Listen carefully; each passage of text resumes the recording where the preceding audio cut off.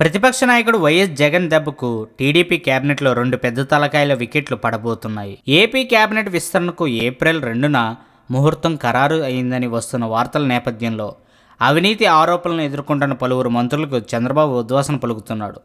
ముఖ్యంగా చంద్రబాబుకు అత్యంత సన్నిహితులైన మంత్రులు నారాయణ, పత్తిపాటి పుల్లారావులను బర్తరఫ్ చేయడం దాదాపుగా ఖాయమైంది. అసెంబ్లీలో ప్రతిపక్ష నాయకుడు అగ్రిగోల్డ్ భూముల కొనుగోలులో మంత్రి పుల్లారావు, ఆయన భార్య పాత్ర ఉందని సాక్ష్యాలతో సహా బయటపెట్టడంతో చంద్రబాబు ప్రభుత్వం ఇరుకున పడింది. తమ మంత్రిని కాపాడటానికి చంద్రబాబు ఎన్ని ఎత్తులు వేసినా లాభం లేకుండా పోయింది. అగ్రిగోల్డ్ కుంభకోణంలో ఇరుక్కున్న పుల్లారావును రక్షించడానికి అసెంబ్లీలో చంద్రబాబు జగన్పై ఎదురుదాడి చేశాడు. మంత్రులతో జగన్ అక్రమాస్తుల కేసులు అంటూ వ్యక్తిగతంగా దాడి చేయించాడు. అంతేకాదు అకస్మాత్తుగా జాతీయ మహిళా పార్లమెంట్లో స్పీకర్ వ్యాఖ్యలను జగన్కు చెందిన సాక్షి ఛానల్ వక్రీకరించిందంటూ అబండాలు వేస్తూ దానిపై చర్చ పెట్టి రచ్చ చేసింది. కానీ జగన్ చంద్రబాబు ఎత్తులను చిత్తు చేస్తూ అగ్రిగోల్డ్ కుంభకోణంలో మంత్రి పుల్లారావు హస్తం ఉందంటూ సాక్ష్యాలతో రుజువు చేసి ప్రజల ముందు దోషిగా నిలబెట్టాడు. దీంతో టీడీపీ పరువు పోయినట్లయింది. చేసేదేమీ లేక మంత్రివర్గ విస్తరణలో పత్తిపాటి పుల్లారావుకు ఉద్వాసన పలుకుతున్నారు.